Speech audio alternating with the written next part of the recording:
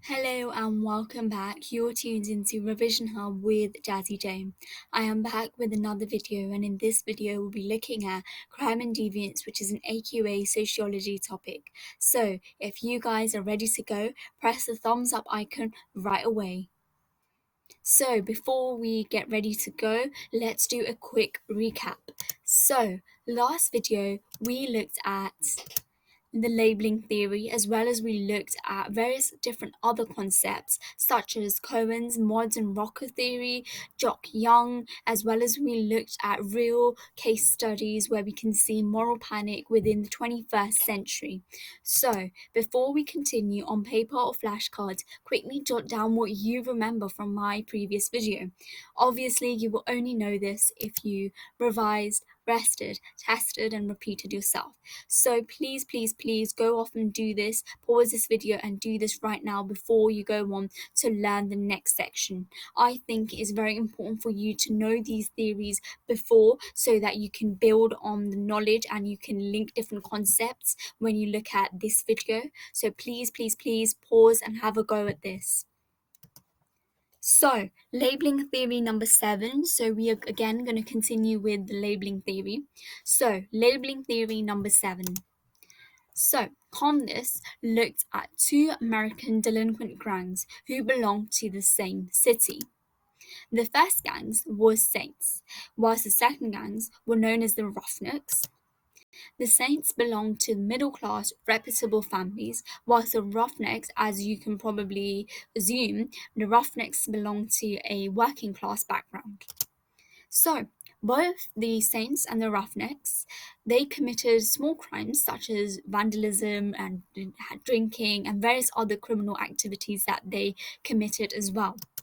So, the police found out that, okay, the saints and Roughnecks were both committing various different deviant or criminal activities. So, the police knew this. So, the police looked at the saints' background as well as the Roughnecks' background. However, the police let off the saints but did not let off the Roughnecks. Why do you think that was the case? Pause and have a think. Try to embed the labeling theory within your answer. Pause and have a go. So, as we can see that the police let off the saints because they belonged to a middle-class, reputable family. As we know how the police hold stereotypes and particular typifications, as we looked at in my previous labeling theory sessions. So, hopefully you've got that right. If not to worry, write it down and hopefully you can understand this whole concept and link it to the labeling theory. So, this whole theory can be supported by who others theory. Pause and have a think.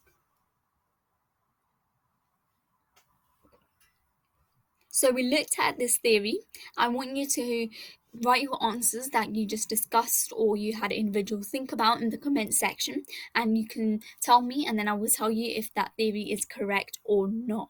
So have a go. If you are struggling in any way, go back to my playlist where you will find all the labeling theory sessions that I've done, and that might help you to get a better answer.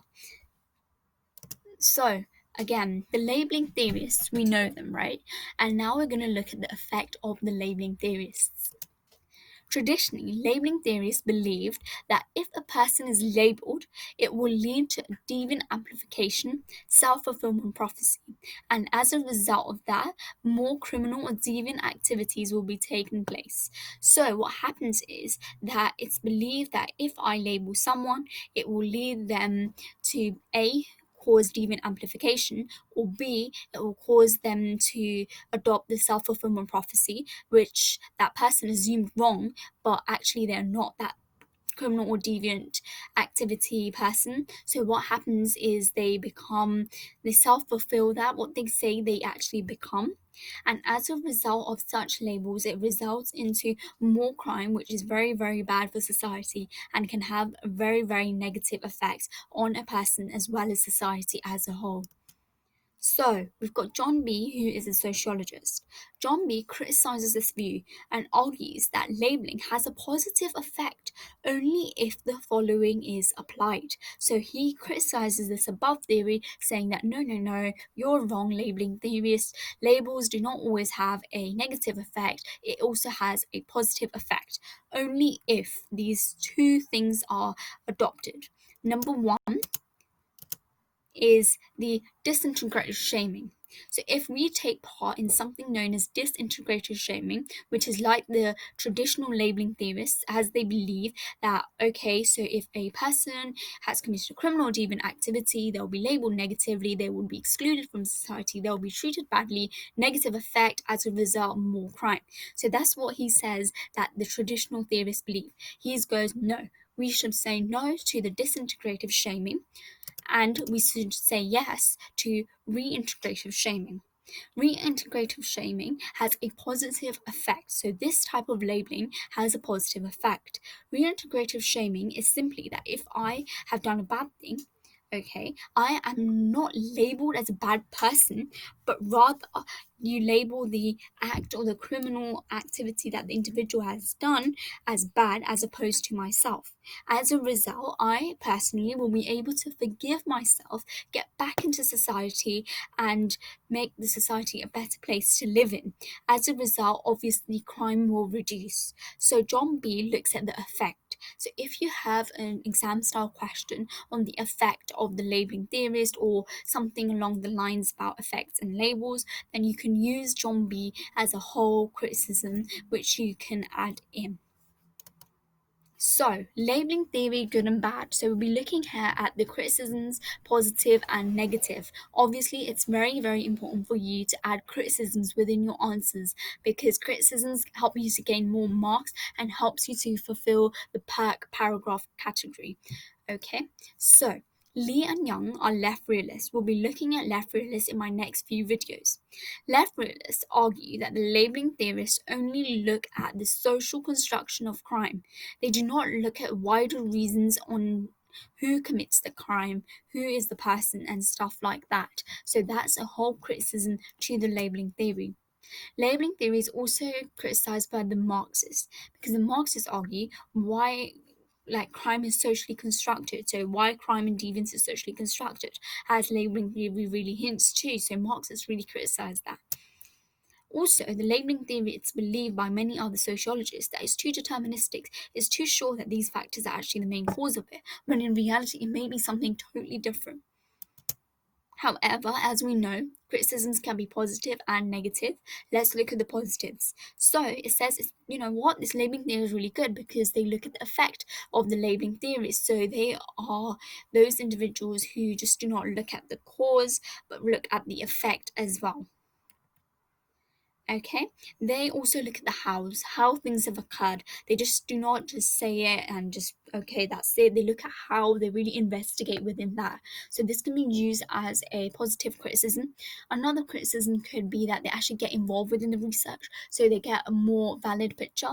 Remember, when you're using these sort of when you are criticizing a point, make sure you use those terms like validity, reliability, representativeness if you are running short or positive, so you can add some of those depending on the sociologist that you have used.